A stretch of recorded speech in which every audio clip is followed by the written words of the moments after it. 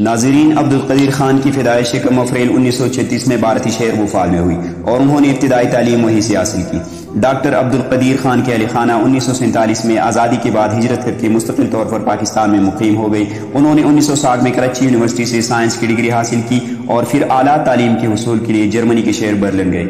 ناظرین، برلن میں doctor Abdul Qadeer Khan technical university میں داخلہ لیا، ہالینڈ کی یونیورسٹی آف ڈیلفٹ سے ماسٹر آف سائنس اور پھر بیلجیم سے ڈائریکٹریٹ میٹرولوجیکل انجینئرنگ کے اسناد حاصل کی۔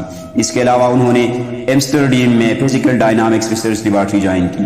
1876 میں وہ واپس پاکستان آ گئی، جہاں انہوں نے انجینئرنگ ریسرچ لیبارٹریز میں شمولیت اختیار کی، جس کا نام یکم مئی 1981 کو جنرل ضیاء الحق نے تبدیل کر کے ڈاکٹر AQM ریسرچ لیبارٹریز رکھ دیا تھا۔ ناظرین، بھارت کے ایٹمی دھماکے کے جواب میں مئی 1998 میں پاکستان نے کامیاب ایٹمی تجربہ کیا، جس کی نگرانی ڈاکٹر عبدالقدیر خان نے ہی کی تھی، اور 28 مئی کو اس بات کی تصدیق ہوئی کہ پاکستان اب ایٹمی پاور بن گیا ہے۔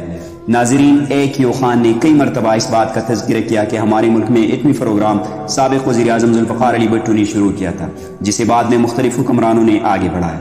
ڈاکٹر عبدالقدیر خان کے انسٹیٹیوٹ نے ان کی سربراہی میں نہ صرف ایٹم بم بنایا بلکہ پاکستان کے لیے 1000 کلومیٹر تک مار کرنے والے غوری میزائل سمیت چھوٹی اور درمیانی رینج تک مار کرنے والے متعدد میزائل تیار کرنے میں اہم کردار ادا کیا۔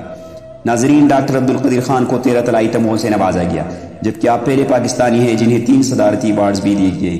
اس کے علاوہ عبدالقدیر خان نے 150 سے زائد سائنسی تحقیقات کی مضامین بھی تحریر کیے۔